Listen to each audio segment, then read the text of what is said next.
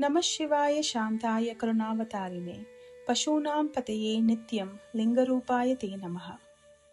There are teachings that inform the mind, and there are others that seem to move more quietly, touching something deeper, something not immediately visible, almost as if it had been waiting there.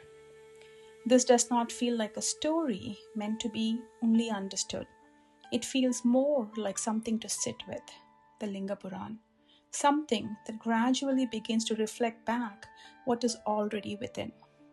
Because what unfolds here does not remain in distant time, or in the realm of gods alone, or in ages long past. It begins to feel closer than that, as if it is tracing a movement that is already familiar, a movement within consciousness itself, how it rests, how it shifts, how it forgets, and sometimes how it remembers. What unfolds in the Liṅga Purāṇa carries the sense of consciousness moving through its own shadows in light, expanding and contracting, forgetting and remembering.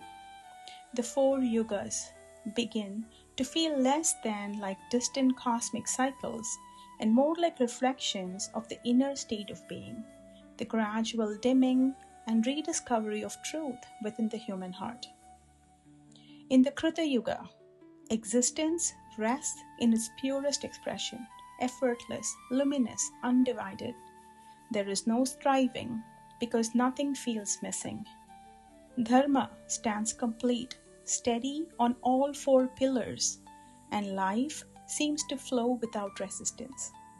There is no comparison, no conflict, no sense of separation, because the idea of other has not yet taken shape. Being itself feels complete. Joy does not need to be pursued. It seems to be present in the very nature of existence. And truth is not something to be sought because it is quietly lived. And then the movement shifts to the Treta Yuga. Something subtle begins to change. Desire appears gently, almost persuasively. What once received in fullness now begins to be held in parts. The same creation that once nourished effortlessly begins to feel less certain, not because it has changed, but because the way it is being experienced has. Duality begins to take form, pleasure and pain, comfort and discomfort, and with it comes a quiet need to protect, to gather and to shape outcomes. Civilization seems to arise here, carrying both movement and a sense of something that is no longer whole. Then the Dvapara Yuga. This sense of division deepens further. Knowledge is no longer something directly lived. It becomes something to study, to organize, and to interpret. Even what was once unified begins to separate into parts. Effort replaces ease, and harmony gives way to tension. Truth becomes something to examine rather than something to embody. And yet, within this, something else begins to stir. When truth is no longer immediately present, the search for it becomes real. And in that search, something awakens. By this time, the movement reaches the Kali Yuga. It feels unmistakably familiar. There is more noise, more distraction, more outward pull. Depth becomes harder to hold. The meaning begins to feel diluted, and yet even here, something begins to reveal itself. There is a quiet sense that what was once required long discipline now can arise in much simpler ways. Even a brief moment of sincerity, of stillness, seems to carry a different kind of weight. In a time where everything pulls outward, the inner movement begins to feel closer, more accessible. The Liṅga Purāṇa points to the strange paradox of the Kali Yuga, that as the outer world fragments, the inner doorway becomes more visible. As this movement continues, it does not end dramatically. There is no sudden collapse, but rather a kind of exhaustion.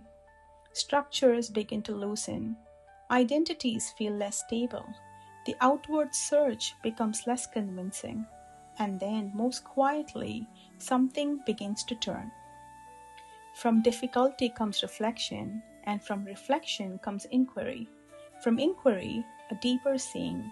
It seems to arise naturally when what is external no longer fully satisfies. And from there, something resets gently. Time begins to feel less like something that simply passes, and more like something that refines. And within this vast movement, another story from the Liṅga Purāṇa begins to unfold, which is more quieter, more intimate, almost as if it is happening closer than everything else that came before it. There was a sage, Śivāya. His longing was not for anything the world could offer. He did not seek wealth or recognition or even continuity through ordinary means. What he asked for was something beyond the natural order, a son who would not be bound by death. To hold that longing, he turned inward completely. His penance was steady and unwavering. Time passed to the point where it seemed to lose meaning. His body weakened, worn down by the elements, and yet he remained. There was something within him that did not move with the body, something steady, unaffected by what was happening around it. And after some point, Mahadev appeared. There was no sense of distance in that meeting. It felt immediate, and what was given was not separate from him. He would come as the sun. And so, Nandin was born. There was something unmistakable about him, something that did not quite belong to the ordinary flow of things. And yet, as Nandin grew, that presence became veiled. He took on a human form, and he forgot.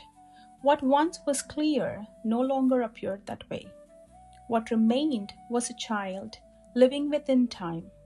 And sage Śivāya, who had once witnessed something beyond all of this, now saw only his son, fragile, finite, and subject to change. Then one day, other sages came to visit. They observed Nandi, and they spoke. His life would be short, immediate, not distant, but close. Something broke in that moment, and sage Śivāya, who had endured so much, could not hold himself steady. He wept, he grieved, he tried to protect what he loved.